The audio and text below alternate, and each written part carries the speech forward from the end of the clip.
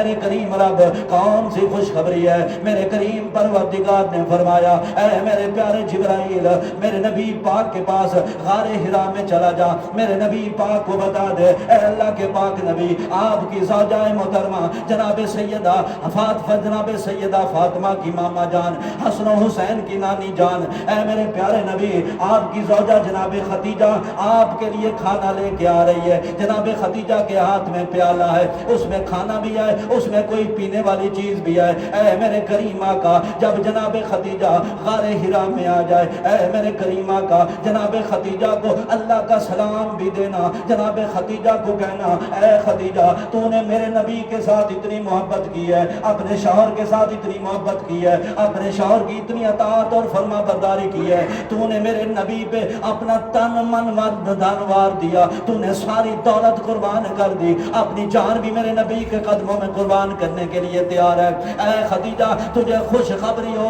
میرا رب تجھے عرشوں پہ سلام عرض کرتا ہے۔ جناب خدیجہ کو عرشوں سے اللہ کے سلام آ گئے۔ سامعین محترم جناب خدیجہ غار حرا میں پہنچتی ہیں، میرے کریم آقا علیہ الصلوۃ والسلام کے والضحیٰ کے مکھڑے پہ نظر پڑتی ہے، علم نشرہ کے سینے پہ نظر پڑتی ہے، واللیل کی زلفوں پہ نظر پڑتی ہے۔ سامعین محترم میرے کریم آقا فرماتے ہیں خدیجہ خوشخبری ہو، خدیجہ خوشخبری ہو۔ یا رسول اللہ کس بات کی خوشخبری؟ اے خدیجہ تجھے مبارک ہو، اللہ نے تمہیں سلام بھیجا ہے، اللہ نے تمہیں سلام بھیجا ہے۔ خدیجہ صرف سلام نہیں بلکہ میرا رب فرماتا ہے اے میرے کریم آقا اپنی بیوی کو جنت میں موتیوں سے موتیوں سے بنے ہوئے محلوں کی خوشخبری بھی سنا دے۔ تو سامعین محترم آج اگر کوئی میری بیٹی، آج اگر کوئی میری بہن اگر اپنے شوہر کے ساتھ فرما برداری کرے، اپنے شوہر کی اطاعت کرے، اپنے شوہر کی خدمت گزاری کرے، اپنے شوہر کی فرما برداری کرے، اپنے شوہر کی ہر جائز بات کو مانے، تو اللہ تبارک تعالیٰ میری اس بیٹی کو بھی رنگ لگا سکتا ہے۔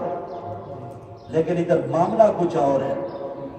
جب شادی ہوتی ہے تو میں نے پچھلے جمعۃ المبارک میں عرض کیا تھا ہم بچی کو پہلے سمجھا دیتے ہیں تو نے ہمارے دماد کو اپنے قابو میں رکھنا ہے، تو سامعین محترم پھر گھر آباد نہیں ہوتے۔ اور دوسرا وہ بھی سنتے جاؤ جو حضرات باہر تو بلی بن کے رہتے ہیں، جو حضرات باہر بلی بن کے رہتے ہیں، باہر بلی کو پیش بھی نہیں کرتے اور گھر جا کے اپنی بیوی کو مار پیٹ شروع کر دیتے ہیں، گھر جا کے بڑے غیرت مند بن جاتے ہیں، باہر اگر کسی نے کچھ کہہ دیا تو بلی بن گئے، گھر جا کے بیوی کے اوپر ہاتھ چلا دیا۔ سامعین محترم جو اپنی بیویوں پہ ہاتھ چلاتے ہیں، اپنی بیویوں کو مارتے اور پیٹتے ہیں، سامعین محترم وہ کوئی عقل مند غیرت مند انسان نہیں۔ نہ یہ ہمارے کریم آقا کی سنت مبارکہ نہیں۔ میرے کریم آقا نے اپنی بیوی کے ساتھ بڑی محبت رکھی، بیوی کے ساتھ بڑی محبت رکھی۔ سامعین محترم چھوٹی چھوٹی بات پہ اپنی بیوی کی جھڑک کر دینی، سرزنش کر دینی چھوٹی چھوٹی بات پہ۔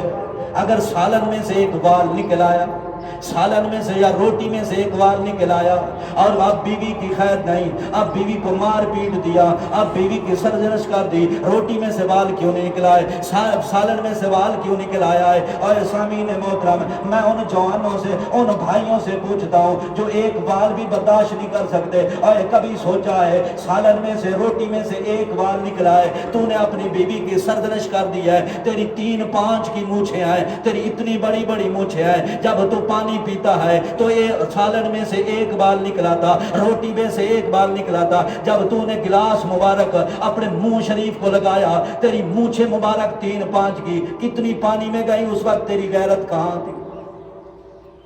گالیاں ہے یا نہیں؟ بولو تو صحیح، عمل نہ ہی کرائے تو بولو تو صحیح، گالیاں ہے یا نہیں؟ اب جا کے سلطان بھائی بنو گے بیوی کے پاس؟ نہ بھائی، نبی پاک کی سیرت کو اپنا ہو، نبی پاک کی سیرت کو اپنا۔ میرے کریم آقا علیہ الصلوۃ والسلام تو سامعین محترم میرے کریم آقا نے اماں جی خدیجہ کے ساتھ بڑی محبت فرمائی، بڑا پیار فرمایا اماں جی خدیجہ کے پاس، موضوع بڑا لمبا ہے، سامعین محترم ٹائم بھی پورا ہو چکا ہے۔ آخری حدیث بخاری کتاب المناقب کے اندر، سامعین محترم اپنی بیویوں کے ساتھ الفت رکھا کرو، اپنی بیویوں کے ساتھ پیار رکھا کرو، اپنی بیویوں کے حق حقوق کا خیال رکھا کرو۔ میں اپنی ماں اور بہنوں کو بھی کہنا چاہتا ہوں، اپنی بیٹیوں کو بھی کہنا چاہتا ہوں، آپ بھی اپنے شوہروں کا خیال رکھا کریں، شوہروں کی سرزش نہ کیا کریں، چھوٹی چھوٹی بات پہ ناشکری نہ کیا کریں۔ سامعین محترم اوکھے سوکھے دن زندگی میں آ ہی جاتے ہیں۔ سامعین محترم ہر حال میں اپنی بہنوں کو کہنا چاہتا ہوں، ہر حال میں اللہ پہ راضی رہا کرو۔ اگر کوئی اونچی نیچی بات گھر میں ہو جاتی ہے، اللہ کی رضا کے لیے ایک دوسرے کو معاف کر دیا کرو۔ سامعین محترم اگر معاف نہیں کرو گے بات طلاق تک آ جائے گی، جب طلاق ہو جائے گی میری بیٹی بھی پوری زندگی کے لیے تباہ و برباد ہو جائے گی۔ سامعین محترم بخاری کتاب المناقب کے اندر میرے کریم آقا نے جناب خدیجہ کے ساتھ بڑی محبت رکھی، جناب خدیجہ کے ساتھ بڑا پیار رکھا، بڑی محبت رکھی۔ کتنی محبت تھی، اماں جی عائشہ صدیقہ فرماتی ہیں، اور اماں جی عائشہ صدیقہ فرماتی ہیں، اور اللہ کے بندو میں نے نبی پاک صلی اللہ علیہ وآلہ وسلم کو اکثر حضرت خدیجہ کا ذکر کرتے سننا ہے۔ نبی پاک صلی اللہ علیہ وسلم اکثر جناب خدیجہ کا ذکر فرمایا کرتے تھے۔ سامعین محترم جب غزوہ بدر میں نبی پاک صلی اللہ علیہ وسلم کے سپاہیوں نے، نبی پاک صلی اللہ علیہ وسلم کے سپاہیوں میں غزوہ بدر میں کافی سارے قیدی اپنے ہاتھ میں کر لیے۔ سامعین محترم ان قیدیوں میں میرے کریم آقا کے دماد جناب حضرت ابو العاص، ابھی اس وقت مشرکوں کافروں کے ساتھ جو تھا نا، نکاح نہ کرنے کا حکم نہیں آیا تھا، یہ حکم نکاح کا بعد میں آیا، کافروں کے ساتھ نکاح نہیں کرنا، مشرکوں کے ساتھ نکاح نہیں کرنا۔ تو سامعین محترم حضرت ابو العاص میرے کریم آقا علیہ السلام کے داماد تھے، جناب حضرت زینب بنت محمد، جناب زینب میرے کریم آقا کی لخت جگر ہے، میرے کریم آقا کی بیٹی ہے۔ سامعین محترم میرے کریم آقا کے داماد جناب حضرت ابو العاص آپ بھی قیدی بن کے آئے۔ سامعین محترم جب نبی پاک کی بارگاہ میں لائے گئے، نبی پاک نے صحابہ اکرام سے فرمایا یہ قیدی کافی سارے اکٹھے ہو گئے ہیں، ان بدری قیدیوں کے بارے میں بتاؤ کیا کرنا چاہیے، پیسے لے کے چھوڑ دیا جائے یا تو ان کے ساتھ کوئی اور معاملہ کیا جائے۔ میرے کریم آقا نے اپنے غلاموں کے ساتھ مشورہ فرمایا۔ سامعین محترم صحابہ کرام کی متفق رائے ہوگی کہ ان قیدیوں سے فدیہ لیا جائے اور ان کو چھوڑ دیا جائے۔ سامعین محترم ہر قیدی کے وارث آئے اور فدیہ دے کے اپنے اپنے قیدی کو لے گئے، لیکن سامعین محترم میرے نبی پاک صلی اللہ علیہ وسلم کے داماد کے پیچھے کوئی نہیں آیا، بلکہ حضرت ابو العاص نے مکہ میں پیغام بھیجا، نبی پاک کی بیٹی کو، اپنی زوجہ کو پیغام بھیجا بھی میری رہائی کے لیے اگر کوئی پیسے ہیں تو بھیج دو۔ سامعین محترم قربان جائیے، نبی پاک کی جگر کا ٹکڑا ہے، نبی پاک کی لخت جگر ہے، میرے کریم آقا علیہ السلام کی پیاری بیٹی ہے۔ سامعین محترم گھر میں کوئی چیز نہیں تھی، جناب زینب پریشان ہو گئی بھئی اب گھر میں کوئی چیز نہیں، میں کیا کروں۔ سامعین محترم جناب زینب کے ذہن میں آ گیا بھی میرے پاس ایک سونے کا ہار پڑا ہے جو شادی کے جہیز میں میری ماں خدیجہ نے مجھے دیا تھا، میری ماں خدیجہ نے جہیز میں مجھے ہار دیا تھا، وہ ہار پڑا ہے۔ سامعین محترم جناب زینب نے اپنے خاوند کی رہائی کے لیے وہ ہار اٹھایا اور نبی پاک صلی اللہ علیہ وسلم کی طرف بھیج دیا۔ جب ہار سامعین محترم مدینہ شریف میں میرے کریم آقا کے سامنے آیا، کیونکہ میرے کریم آقا علیہ السلام کو جناب خدیجہ کے ساتھ بڑی محبت تھی، جب نبی پاک کے سامنے ہار رکھا گیا میرے نبی پاک کی نظر مبارک پڑی ہار پہ، آنکھوں میں بے اختیار آنسو آ گئے، نبی پاک صلی اللہ علیہ وسلم کی آنکھیں مبارک چھم چھم برسنے لگی، میرے کریم آقا رو پڑے۔ صحابہ اکرام نے دیکھا ہمارے کریم آقا رو رہے ہیں، سامعین محترم عجیب منظر چھا گیا، سارے صحابی رونے لگ پڑے۔ صحابہ نے پوچھا یا رسول اللہ آپ کی آنکھوں میں آنسو کیوں آ گیا ہے؟ میرے کریم آقا نے فرمایا یارو آپ کو پتہ نہیں، یارو آپ کو پتہ نہیں میری آنکھوں میں آنسو کیوں آئے ہیں، یا رسول اللہ آپ کیوں روئے؟ میرے کریم آقا نے فرمایا او میرے پیارے غلاموں، او میرے پیارے غلاموں یہ ہار دیکھ رہے ہو؟ جی یا رسول اللہ۔ میرے کریم آقا نے فرمایا یہ ہار میری بیوی جناب خدیجہ نے میری بیٹی کو جہیز میں دیا تھا، میری بیٹی کے پاس ماں کی ایک ہی نشانی تھی جو آج اپنے خاوند کی رہائی کے لیے وہ بھی میری بیٹی نے قربان کر دیا ہے۔ اور میرے غلاموں میں محمد آپ سے ایک مشورہ چاہتا ہوں، آپ سے ایک مشورہ لینا چاہتا ہوں، اگر صحابہ کرام کی، اگر میرے غلاموں آپ کی اجازت ہو تو یہ ہار میں اپنی بیٹی کو واپس کر دوں, اپنے داماد کی رہائی کے لیے کوئی دوسرا بندوبست کر دوں. تو سامعین محترم, صحابہ کرام متفق ہو گئے. صحابہ کرام نے فرمایا یا رسول اللہ, جس طرح آپ کو اچھا لگے یا رسول اللہ, ہم تو آپ کی ہر بات پہ, ہر ادا پہ مر مٹنے کے لیے تیار ہیں.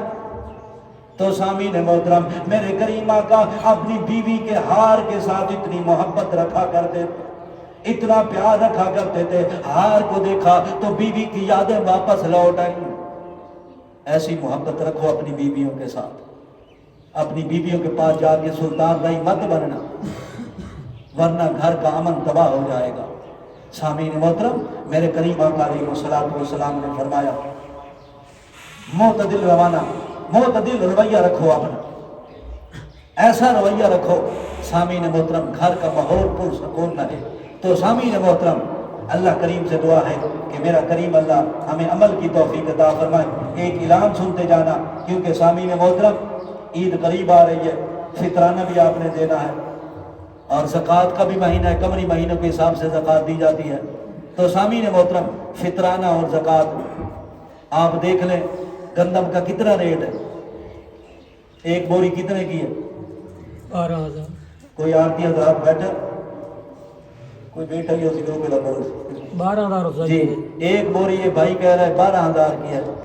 تو آپ نے 2.25 سیر کا حساب لگانا ہے, 2.25 سیر گندم کا حساب, تو کتنے بنیں گے؟ جڑے ماسٹر بیٹھے نو جلدی جلدی کیلکولیشن کر کے دسیں, ماسٹر نے نہیں آتی تو بات اللہ ہی آ گئی. ہاں جی, کتنے بنیں گے؟ 12,000 کی بوری ہے, 2.25 سیر کے کتنے پیسے بنیں گے؟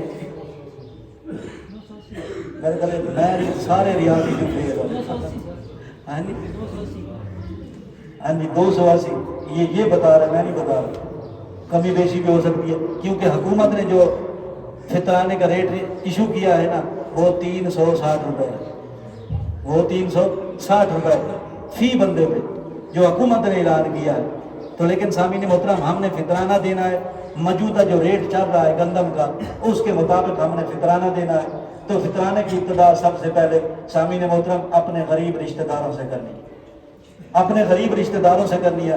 مدارس ہیں, مدارس کو بھی فطرانہ دو, عشر دو. آپ کی گندم آ رہی ہے, ایک مشورہ دیتا ہوں سامعین محترم, اس مرتبہ بجائے ہارویسٹر لگانے کے نا یار, بہت غریب بندے, بڑی مہنگائی ہوگی, بڑے غریب غربت کی چکی میں پیس رہے یار, ان کو موقع دو, ان کو موقع دو. چلو ان کے کھانے پینے کا کچھ بندوبست ہو جائے, ان کے کھانے پینے کا میری گزارش ہے, اپیل ہے میری, ان غریبوں کے بارے میں سوچو, ان کو مزدوری کے لیے رکھ لو یار, ان کے گھروں کا کچھ راشن بن جائے. تو سامعین محترم, میرے پاس ایک پی ایف کے قریب ایک مدرسہ ہے, مدرسہ پی ایف کے قریب, ادھر بچے قرآن پاک حفظ بھی کرتے ہیں, قرآن پاک کی تعلیم بھی حاصل کرتے ہیں, رہائشی بچے ہیں.